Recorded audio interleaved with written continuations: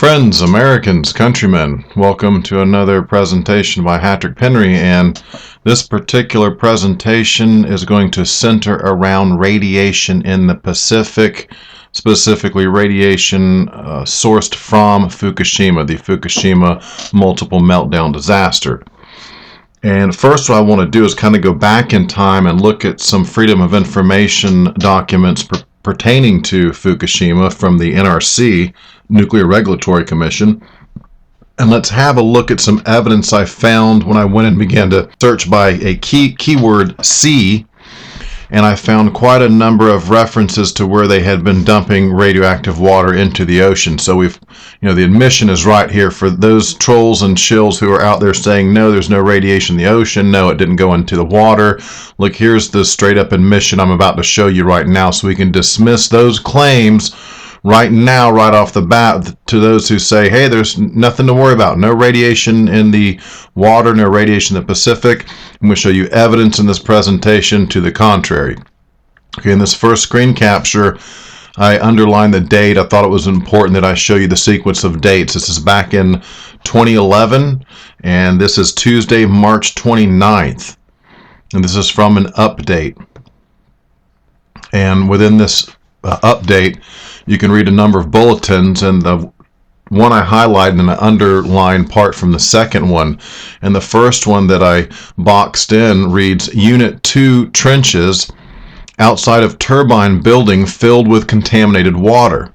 Trenches used for electrical or piping runs. Overflow of trenches may cause release to the ground/sea. There's that keyword I'm hunting for, C. Dose rates measured at 100 rem per hour. Wow, that's amazing. Okay, and also to be noted, I thought it was interesting, plutonium in soil. You don't see that a lot in these documents. So when I see plutonium, or the one time I found MOX in there, it's pretty significant to me, and a significant admission.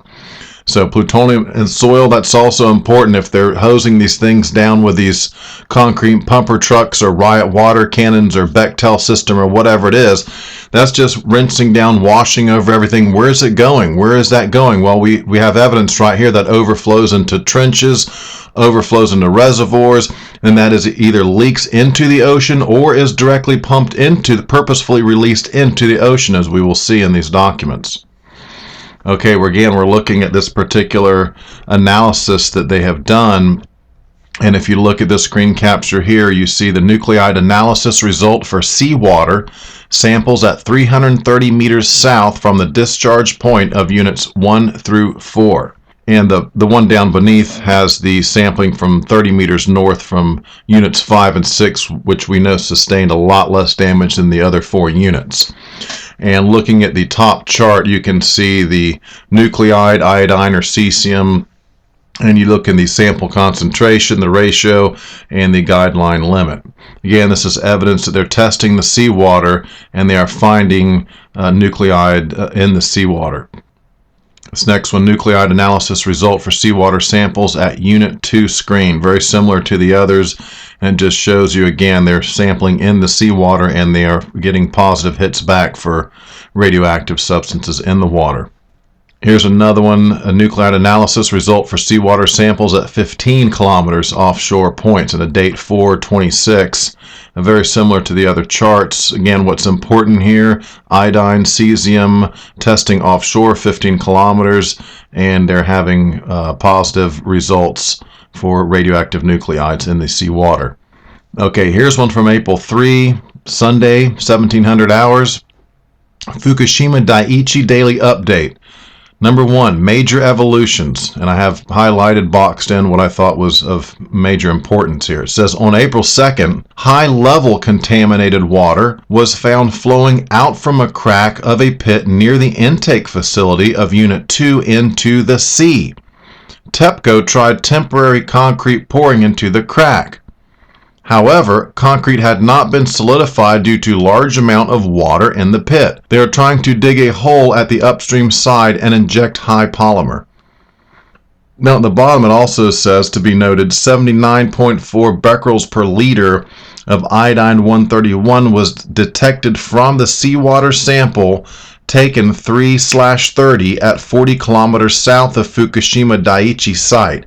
It is 2 times of the reference level. So right at the very top, it's directly there, an admission, high-level contaminated water found flowing out from a crack in a pit into the sea. Whether it's intentional or unintentional, we're looking at evidence that radioactive water indeed was either dumped or accidentally leaked or went into the ocean by whatever means.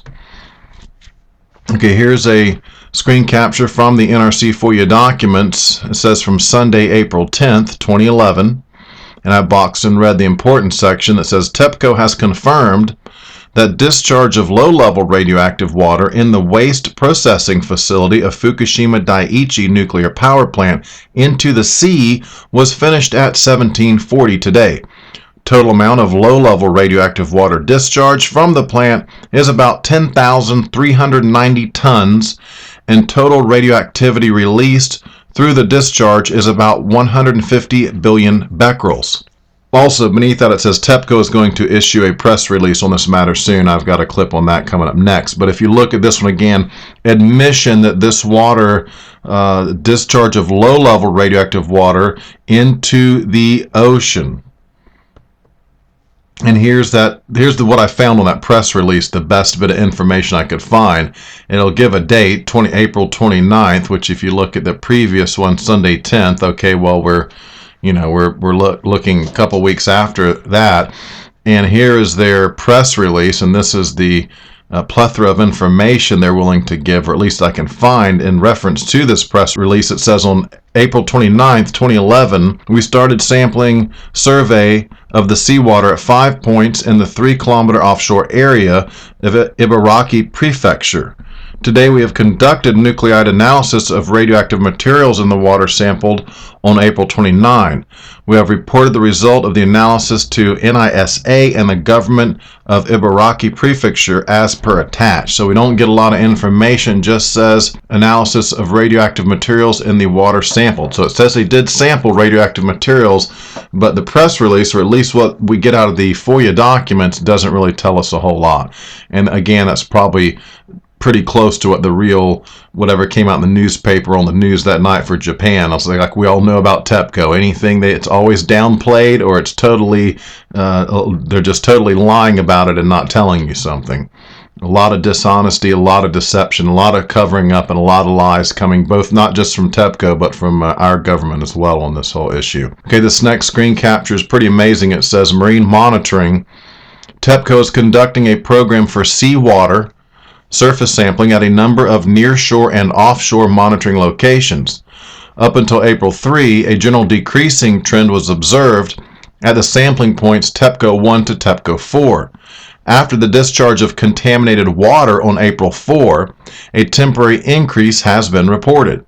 As of April 12, no new data for TEPCO 1 through 10 sampling points have been reported. So there you go. Discharge into the ocean, and they're testing for it, and they're finding it there. They're finding an increase.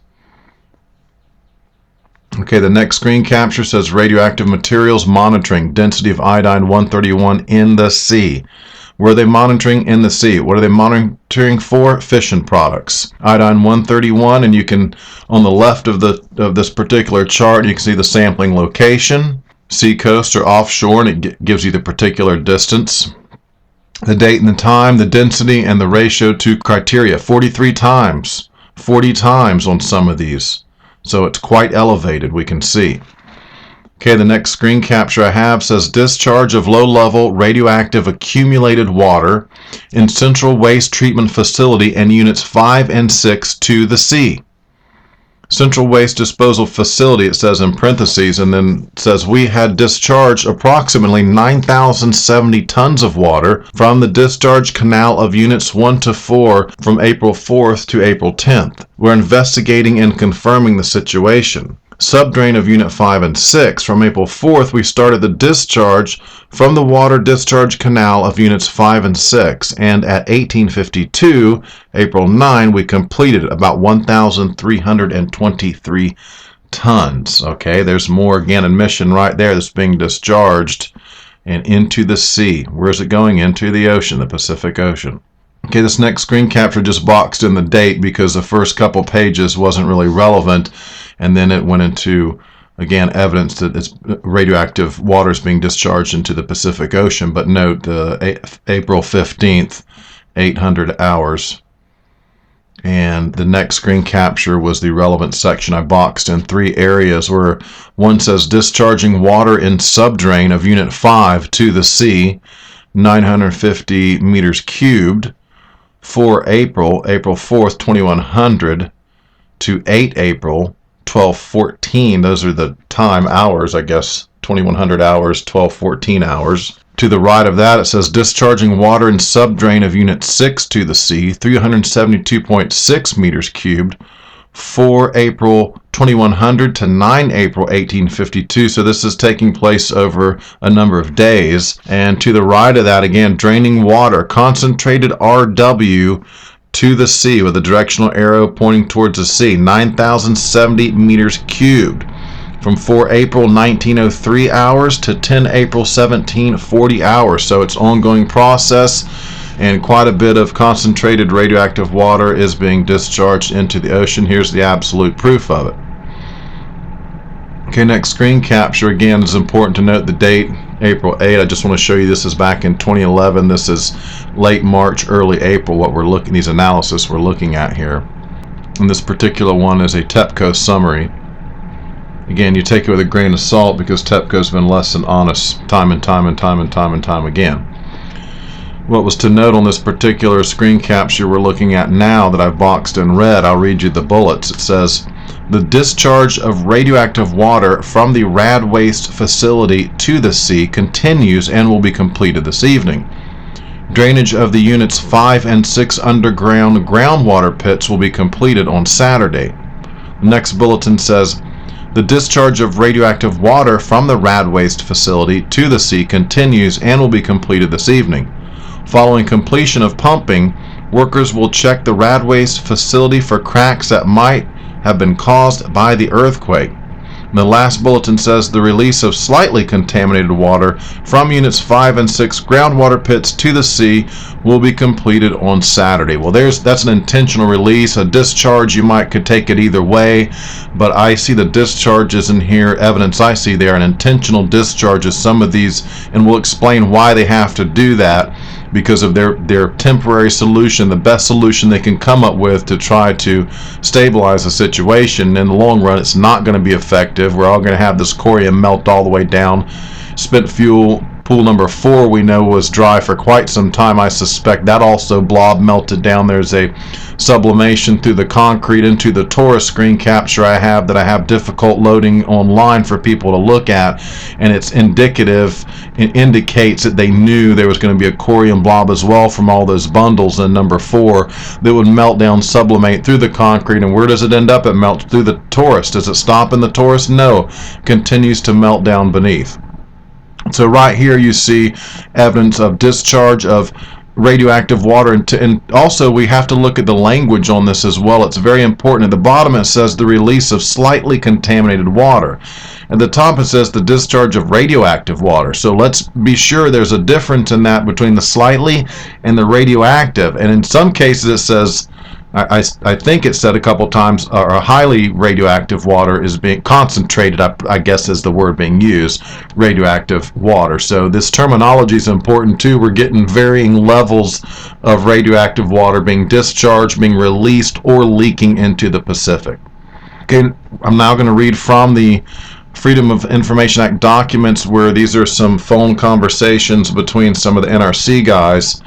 And I'll read you the box section, although that's pertaining to something else. What's important on these two here is the amount of water they're going to be dumping onto these damaged, critically damaged, inoperably, irreparably, unsavably damaged units 1, 2, and 3, and indeed unit number 4 as well, which we know was not actively, the plant was not running at the time, but everything had been offloaded upstairs to the spent fuel pool, which from the documents we know they knew it was dry and didn't have water for quite some time. How long? Long enough to have a absolute meltdown, absolutely, and sublimate through the concrete and go on down into the ground. Yes.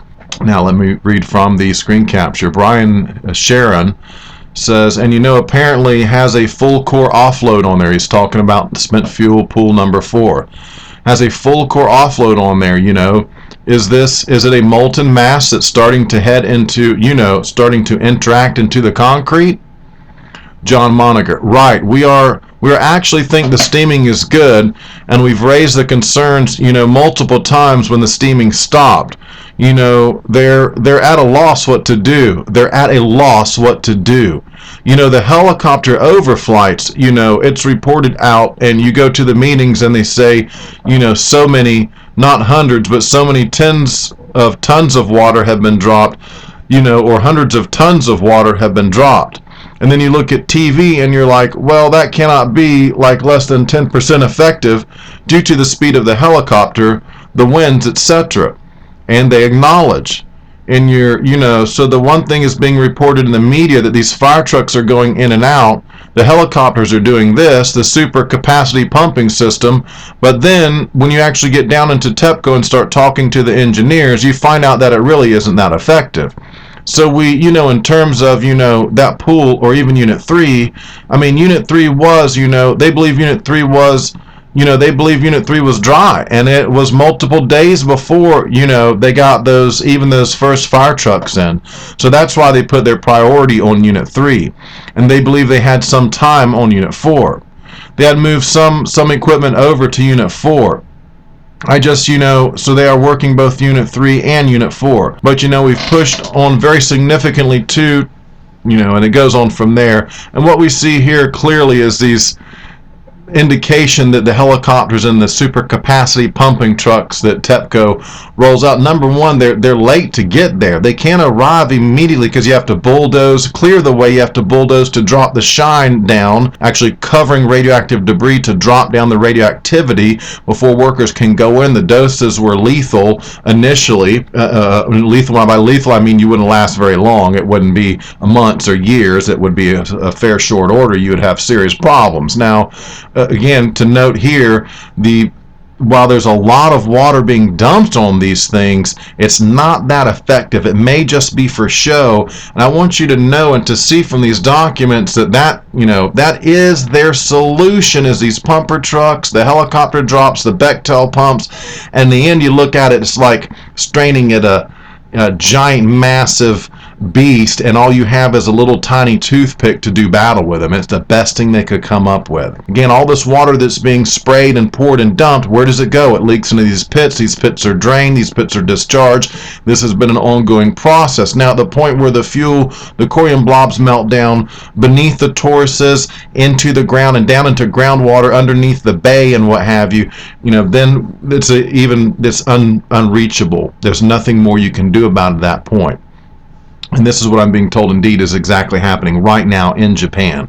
Okay, this screen capture here, this next one shows us water sprays to Unit 3 having little or no impact. I wanted to show you that in these documents, and there's plenty more references to this, that the water dumps, the sprays from the concrete pumper trucks are having little to no effect. And the NRC is very well aware of that. They're also well aware of how long it takes to get in and even begin to try that ineffective little, swatting at this giant dragon. It's not doing a whole lot of good. Okay, a couple more things I want to read you, and these two have to do, I believe, if I'm not mistaken, okay, correct, it will go into some kind of amount of the water that they're spraying. I want to give you an idea how much you're just spraying over all this radioactive material, blobs, broken bits of debris, fuel pellets all over the ground. The shine's so heavy they're having to bulldoze stuff over to drop it back for workers to go. And this is all being just sprayed with this mess of water that's trickling down into pits, trickling into the ocean. You need to know that. John Monagher says, and also the helicopters, all the systems are really not highly effective, or actually just marginally effective. And the problem is, we're shooting from so far away, you have incredible losses. Brian Sharon, right. Just with that powdering, the dropout, etc. So that's all that. So yes, we've been concerned with Unit 4 all along. I think Unit 4 is the one we got in a little bit of trouble with. Okay, right, there's evidence, marginally effective. not highly effective. They're describing the helicopters, they're describing the pumper trucks. A lot of it is for show. A lot of it is for show. I think I even wrote an article, I discussed that on one, where the NRC looked at TEPCO and said, look, they're basing a decision on a response to the disaster, one particular aspect of it, on the fact that CNN and these other news outlets may be watching them, and and some things, like if they respond a certain way and that's seen on television, it might look really bad for them and for nuclear power. So they're basing their decisions on what's going to be publicized, how they're going to respond, right? That's incredible. And so it looks to me like the response was, just make it look good. Just make it look good in the eyes of the whatever media is going to be allowed to carry this and promote this. We want it to look like we're spraying it and dousing water on it and everything's under control and stabilized. That's nothing could be further from the truth. Okay, the next screen capture, they're going to actually talk about gallons per minute. John Monagher says, yeah, the engineering drawing, yeah. I'm talking about a spec sheet. I'm going to show you that in a minute. You'll get to look at the Bechtel, the specs for the Bechtel pumping trucks and that whole scheme. It says, yeah, the engineering drawing, yeah, we had that out. We have shared that with them, etc. But when they came to us, today in the meeting with TEPCO, they said they're talking, this boom truck, 58 meters. Well, what happened is they were like, can this shoot up 50 meters versus 58? I said, well, yeah, it's no big deal. I said, we'll check into it.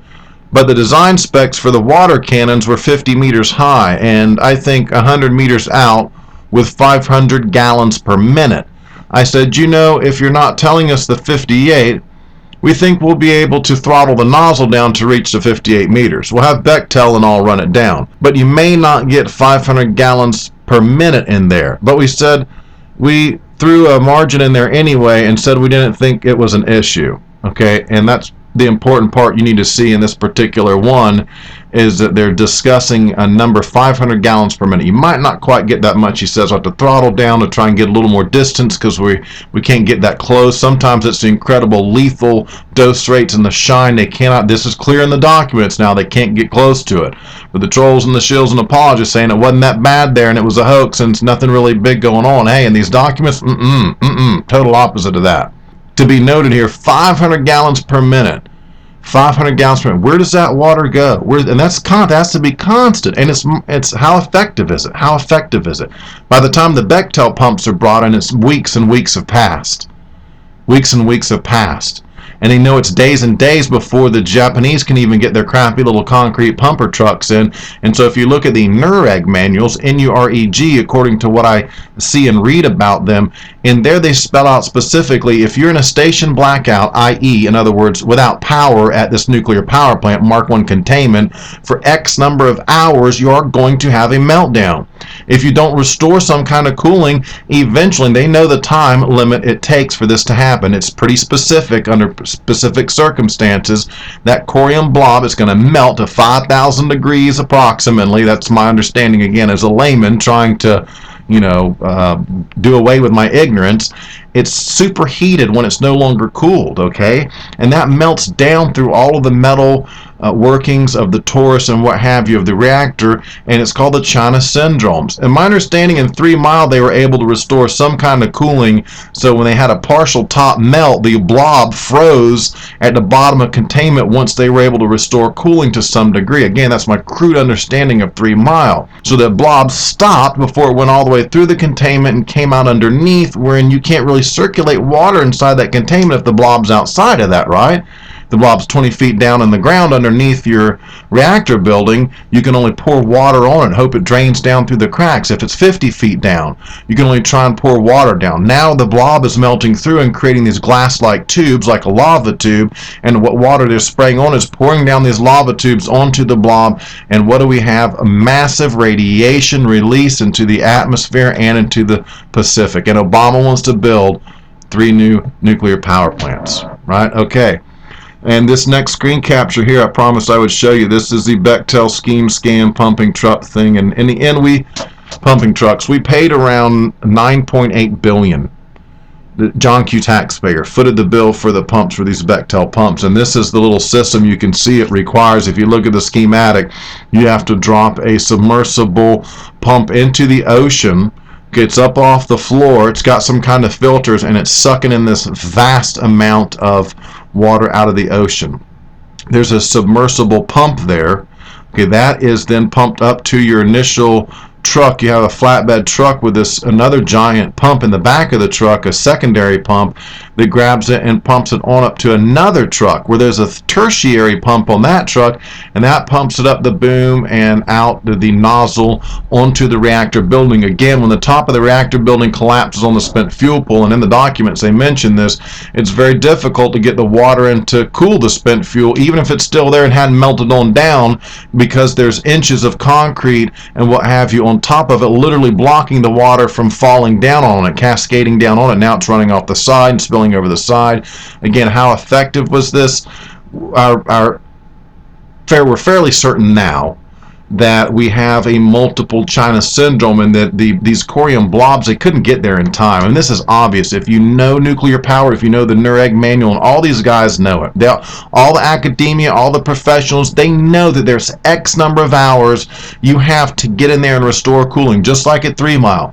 And if you're not in there in that period of window of opportunity, then you have this superheated, melted mass of radioactive blob, this corium melt through, and it's so hot it burns, it sublimates through anything and everything. Like I say, even leaving these glass-like lava tubes behind as it melts down through the ground. And where does it stop? That's a good question. That's why it's called the China syndrome, because they like to joke around and melt right through the earth and come out the other side, and where they say China is, although China is not on the other side of the United States, but a lot of people seem to think it is. So have a good look at this schematic. This was the solution. This was how they were going to save the day, and in fact, they never saved the day.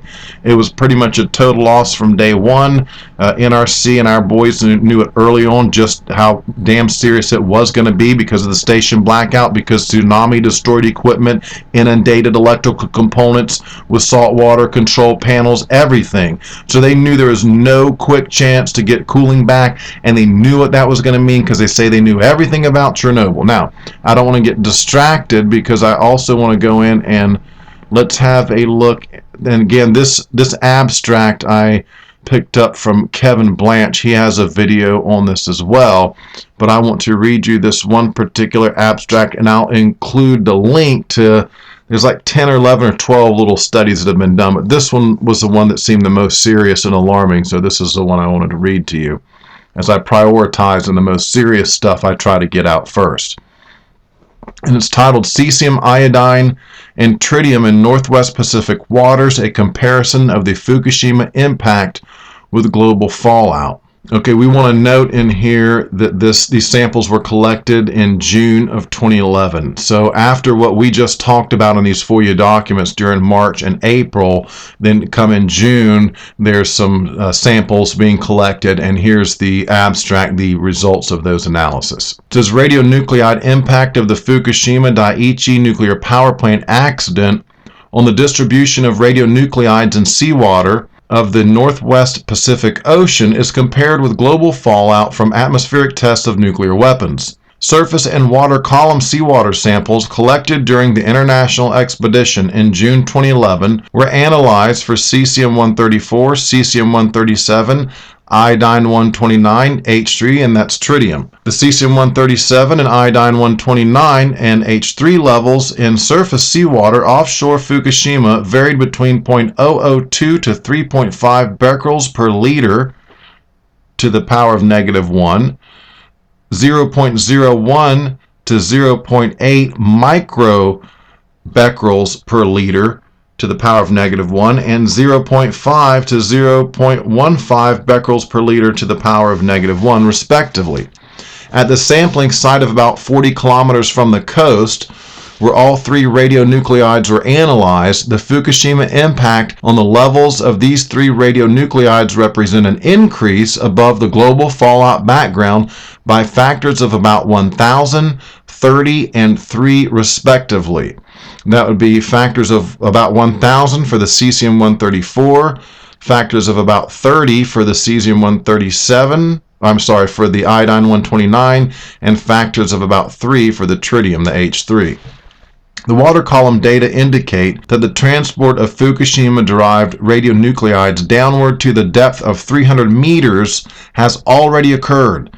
The observed cesium-137 levels in surface waters and in the water column are in reasonable agreement with predictions obtained from the ocean general circulation model, which indicates that the radionuclides have been transported from the Fukushima coast eastward. The cesium-137 inventory in the water column, parentheses, the area from 34 to 37 degrees north and from 142 to 147 degrees east, close parentheses, due to the Fukushima accident is estimated to be about 2.2 picobecquerels. The amount of iodine-129 and H3 released and deposited on the northwest Pacific Ocean after the Fukushima accident was estimated to be about 7 gigabecquerels and 0.1 picobecquerels respectively. Due to a suitable residence time in the ocean, Fukushima-derived radionuclides will provide useful tracers for isotope oceanography studies on the transport of water masses in the northwest Pacific Ocean. And what's crucial to be noted again, we are testing for it by factors of 1,000, 30 and 3 times what they're seeing in the atmospheric test for nuclear weapons. So is it elevated? Yes. Are they testing for it and finding it? Yes. Is it in the Pacific? Yes. How far down is it? Downward to the depth of 300 meters. Again, what's missing in a lot of these tests, I don't see anyone checking for plutonium. And that seems to be a red flag for me. Why are they not testing for plutonium? Is there a reason for them not to test for plutonium? Okay, let's see. We covered the FOIA documents, and then we covered that particular abstract where they have tested for in the Northwest Pacific up to 300 meters down radioactive iodine, cesium, and tritium.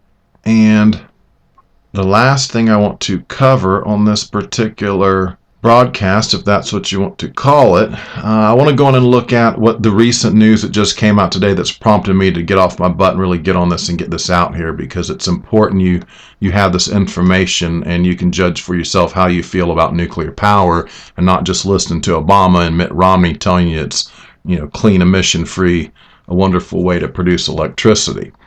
So let's have a look at the article from the 8th of July. This is one on E&E News. I like the threads in E&E News. I like the people in the comments in the threads of E&E News. And if you read those threads are even more important than the article itself, because in those threads explain if the article's propaganda, what part might be disinformation, what is inaccurate. And right now it seems in the threads are kind of run and controlled by the public at large. Like I said in a video I posted on YouTube earlier today, my mom goes into E&E News and logs in and makes comments all the time and finds her comments are deleted.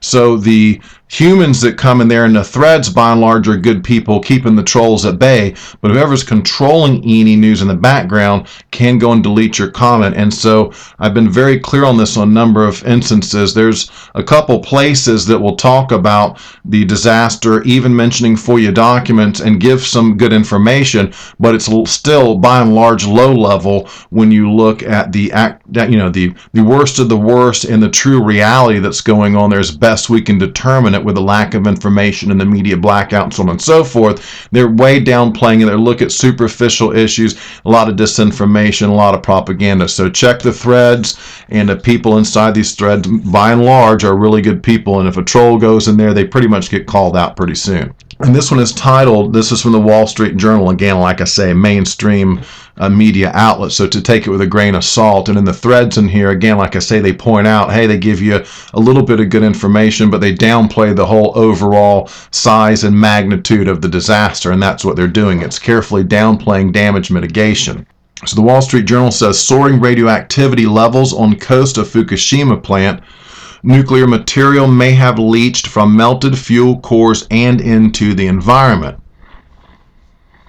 From July 8, 2013, more than 2 years after the devastating accident at Japan's Fukushima Daiichi nuclear plant, operator, and that would be TEPCO, is seeing levels soar of a radioactive element called tritium. The problem spot is on the coastal side of the plant's heavily damaged number 2 reactor, one of the areas where TEPCO regularly monitors groundwater to check for radioactive elements that may have leached from the plant's partly melted fuel cores and into the environment.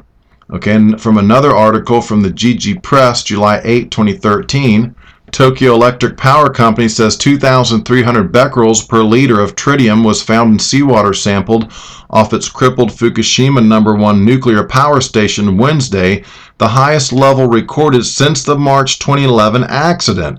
It is feared that groundwater containing high levels of tritium may be leaking into the sea from the plant's No. 2 reactor building. Well, again, I showed you previous documentation where we know for sure it's been discharged, it's leaked. You know, they purposefully vented into the ocean for any number of reasons. We know this is a fact. These guys like to phrase it in the form of it is feared that it may be. Well, we know they dumped it. We know they discharged it in the story. And that was old school back in 2011. So what we're worried about now and what this shows now, again, that's why I showed you the initial pouring of water on.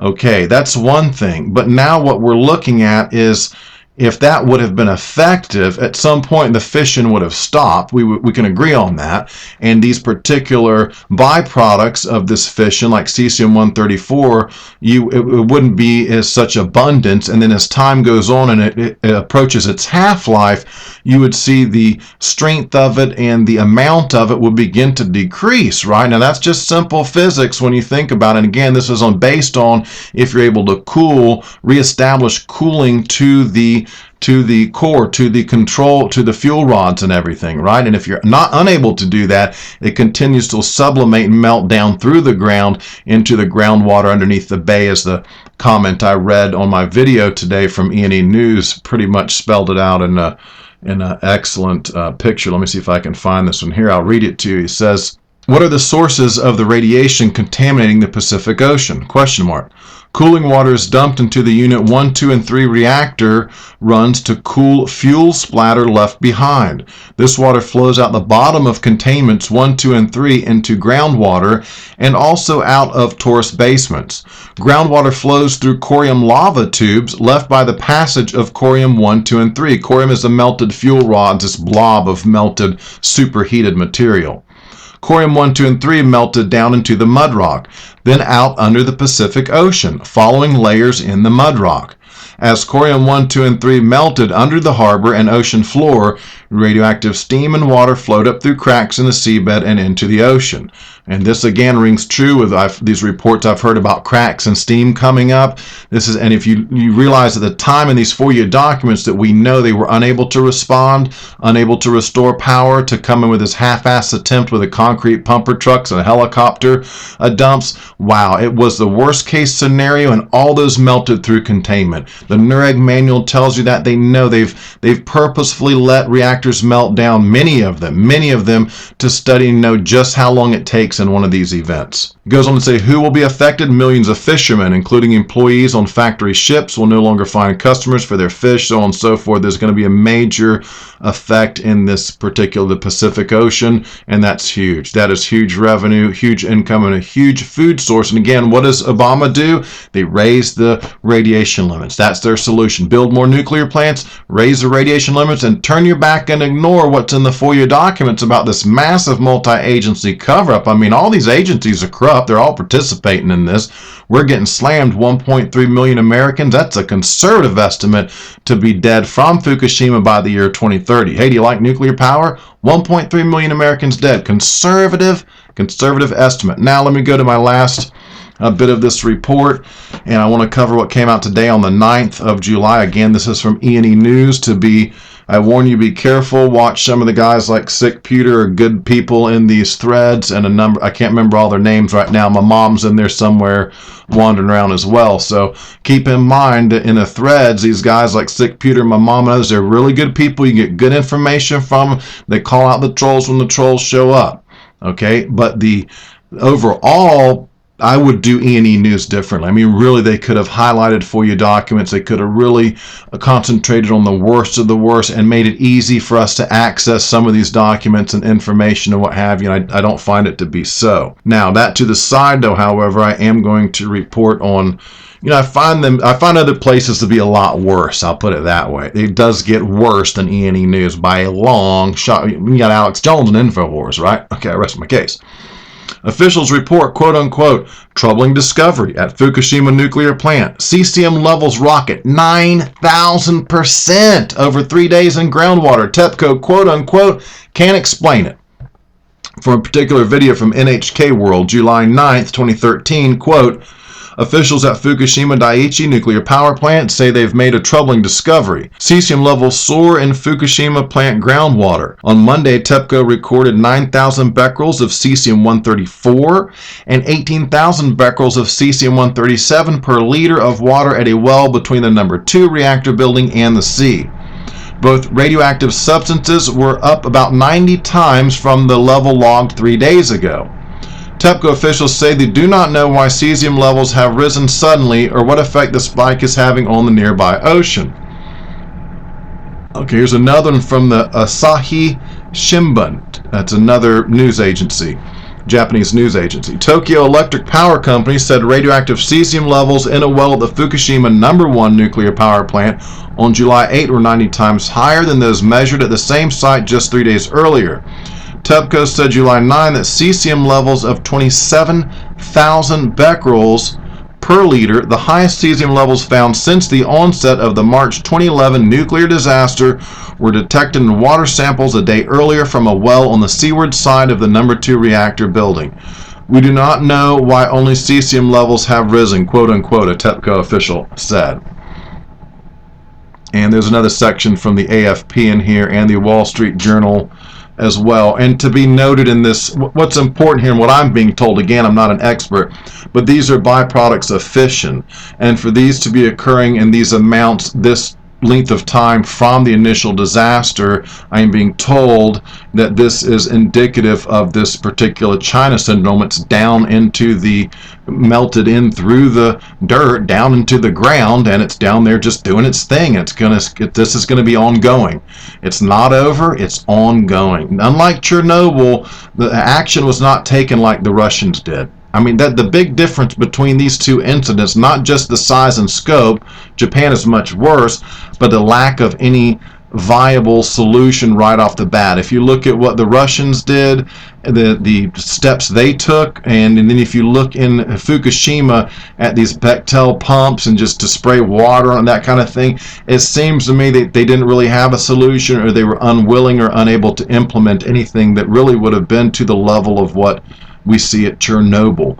Digging underneath, coming up underneath, covering it with lead on the top, the whole thing. They lost a lot of people to do it, but in the end, did it save us from a higher body count, fatality count, and more long-term injuries like the mutations and the deformations and so on and so forth? We have to believe so with Chernobyl, that the Russians did a brave thing, sacrificed a lot of lives. The needs of the many outweigh the needs of the few. Remember Dr. Spock saying that in The Wrath of Khan, or whichever Star Trek movie. That's how the Russians looked at it. Now Fukushima, when people talk about depopulation events and stuff, I say, well, I didn't see any real move to really try to do something about Fukushima. It's almost like they wanted to let us get blasted with the radiation and try to downplay it and conceal it and hide it and let us take the brunt of it, and hoping we don't notice or something. I don't know, guys, right? Okay, so this is basically the end of my report here. I just wanted to give you some insight into the FOIA documents again pertaining to this dump of radioactive water into the sea. We know it's happened. We know it's happened. And now, years later, what I showed you before was from right after the incident. Now, years later, we're having the same kind of byproducts of fission being discovered in the wells and off the coast of Fukushima. So that is indicative to us of ongoing fission. The Corium blobs are still reacting, melting down. It's ongoing, right? And with no end in sight. Okay, and that's in the presentation. Thank you very much for listening to this. And again, everyone who's talking about the situation in Japan, and especially those FOIA documents that reveal this massive, huge cover-up and why we're all going to get blasted and lose 1.3 million Americans because they covered up, no precautions, no rainwater warnings. They raised the limits of the rainwater. They rigged the RadNet monitors. Wow. Wow is all I can say. Okay, Hatrick Penry, thanks for joining me. Over and out.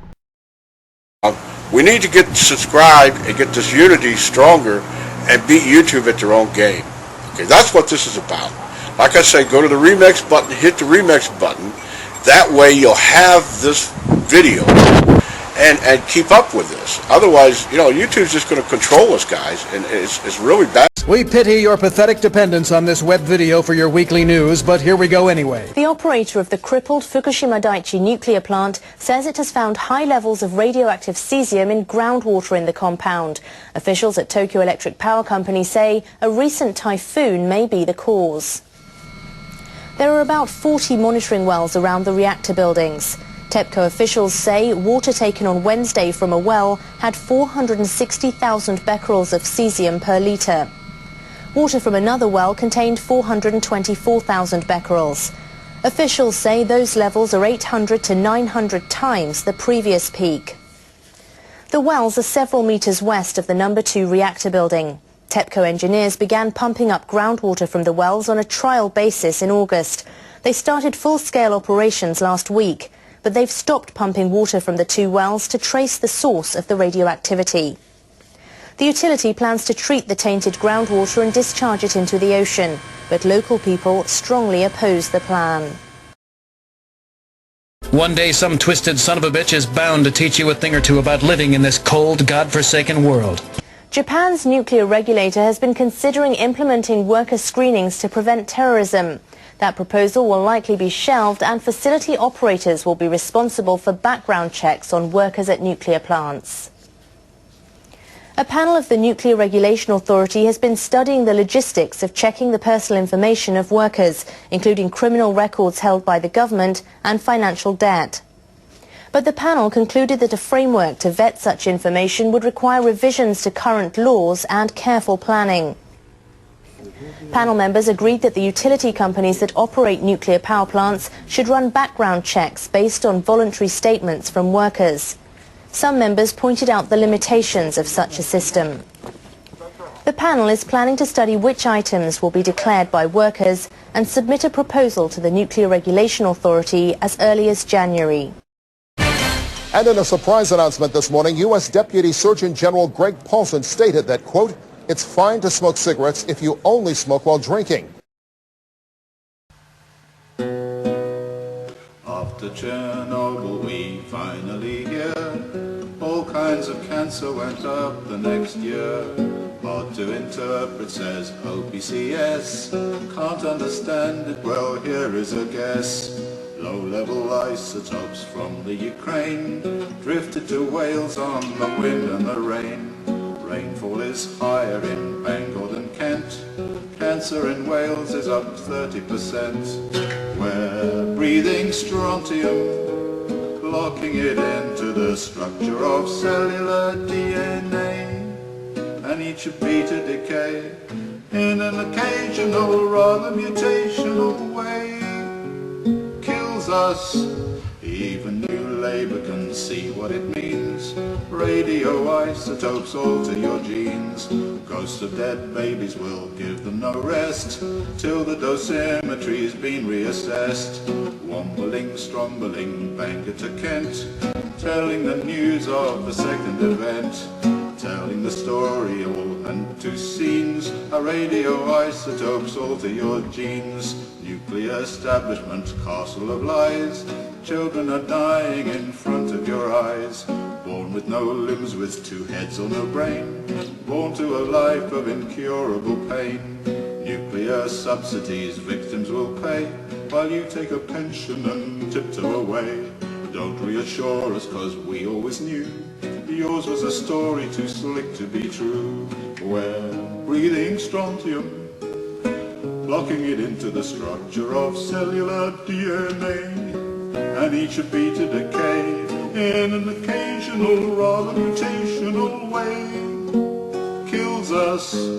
Nobody's hiding these nuclear crooks. Government stooges aren't cooking the books. Only the mothers are guilty of crimes, bearing their children in nuclear times. Radio isotopes float around free, up in the atmosphere, up near the sea. So many diseases genetically linked, strontium bombers will soon be extinct, 'cause we're breathing strontium, locking it into the structure of cellular DNA. And each should be to decay in an occasional, rather mutational way, kills us. Congratulations, you have completed this video with flying colors. Please await your certificate and complimentary fruit basket in the mail before proceeding any further.